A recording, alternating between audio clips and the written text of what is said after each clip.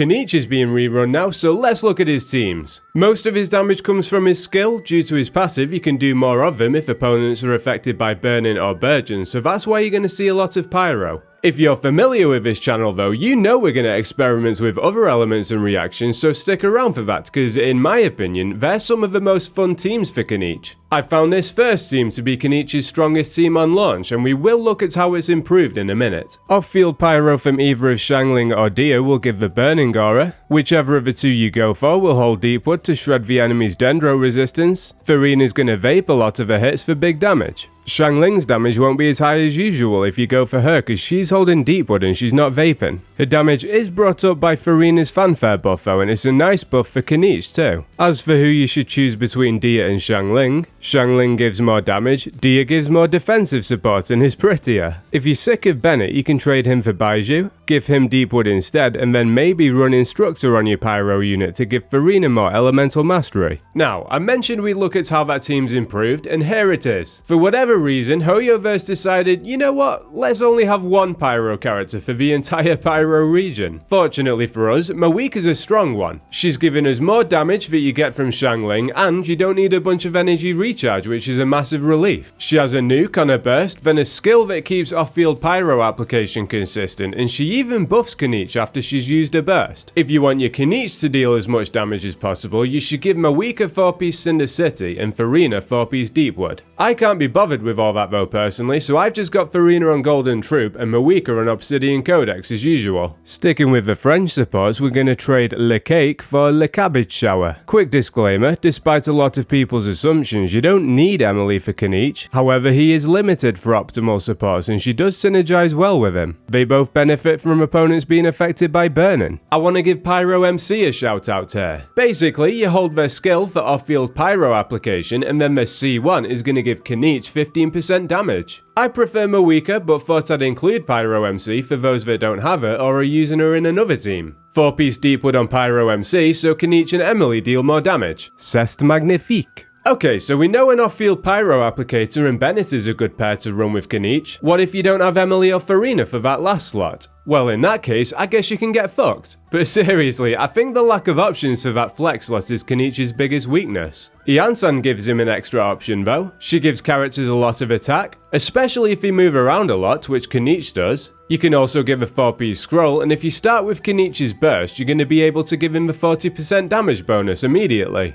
For the second rotation though, she's going to be giving the scroll buff to Mawika, which isn't really what we want, but she's still useful for the attack buff. Her C2 gives Kinich extra attack too, and her C6 increases his damage by 25%. I don't think she's an ideal support, but she's probably the best 4-star option for that slot. As mentioned earlier, Kinich isn't only designed for burning, he also works well with burgeon. You might already have a burgeon team though, so the thing that's different about Kinich burgeon teams is that you can throw Bennett in there and benefit from his attack buff. This wouldn't be the case in traditional burgeon teams where you'd usually have a dendro driver like Nahida, Baiju or Yaoyao that don't need the extra attack. Xingqiu benefits from the attack buff too. If you wanted a more traditional burgeon team, you could swap Bennett out for Yelan. It's still slightly different to the burgeon teams you're used to playing because Kinich benefits from Yelan's damage buff more than a dendro driver would. Now we're going to talk about a bloom team, which I know Kinich isn't designed for, but bear with me. All teams in Genshin have 4 characters and damage is distributed among them differently. With Arlecchino, Kazuha, Bennett and Zhongli for example, Arlecchino's the only one dealing significant damage. She's going to be dealing almost all of the team's damage, so it's considered a hypercarry team. In a team of Arlecchino, Fischl, Chevreuse and Beidou, Arlecchino is still the main damage dealer, but the percentage of damage she's contributing to the team is lower than a percentage in the first team.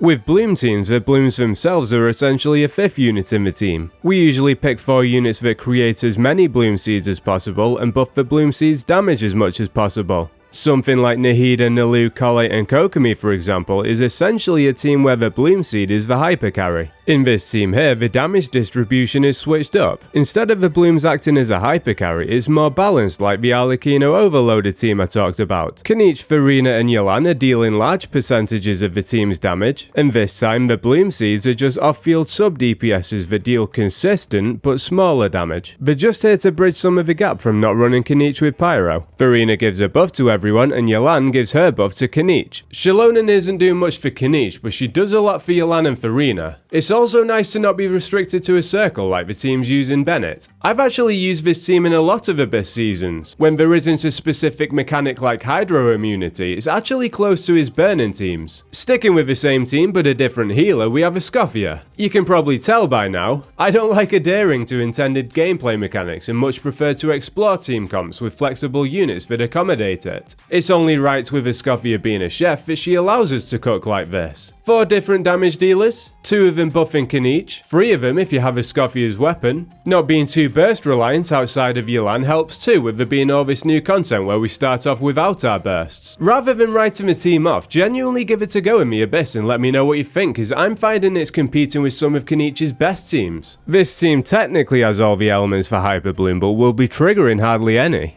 I consider it a quicken team with Farina there not for her element, but her off-field damage and buffs. Like the last team, it's not making use of Kinich's passive for more instances of his skill, but that's fine. Fischl's dealing more damage here than your Xiangling was in most of those other teams, and she enables quicken. This is going to buff Kinich's damage, so he's using his skill less, but it's hitting harder when he does use it. Again, it's not his best team, and I don't recommend it as your main Kinich team, but it's an option for those without Emily. If you don't have Farina, you could even swap her out for Yelan. That way Kinich is still getting buffed by someone's passive, and she can give Favonius particles to Baiju. There are several reasons that Baiju's here. Firstly, he heals the team enough to counter Farina's bleed. Next, his passive buffs the damage bonus received from spread for Kinich. Finally, he can hold Deepwood so you don't have to gimp anyone else. The Dendro Resonance is a nice bonus too, because I doubt you're building Elemental Mastery on Kinich. This team would open up the opportunity to run Elemental Mastery weapons though, like Rain Slasher or Mailed Flower. This seems pretty simple, as I'm sure you already play some variant of it with a different on-field Dendro unit. Again, not Kinich's best team, but Hyper Bloom is so strong it works anyway. There's also the option to swap Xingqiu out for Yelan. I'd argue that's better to be honest, because even though you'll be making less blooms, it justifies Kinich's place somewhat because he benefits a lot from a passive. With Yelan's slower application, you might even get a cheeky quicken reaction off every now and then to buff Kinich. For a score out of 10, I'd give Kinich an 8. His team damage in a lot of these teams against single targets is genuinely close to S tier for a C0 character. I just think his burning teams could do with more flexes. Emily and Farina worked well, but a lot of people skipped Emily. It was a little surprising that we didn't get any Burgeon supports for him throughout the whole of Natlan too. The consolation is that he does work outside of burning teams, as we saw with a couple of the later teams. If you enjoyed this video, I'm going to do a Kinich Abyss video soon on how I think his power level has held up well. Then there'll be Skirk and Dahlia videos when the livestream comes around. I'm also back on Star Rail, so I dropped some Star Rail videos this weekend. Subscribe to the channel if you're interested in those, and take it easy.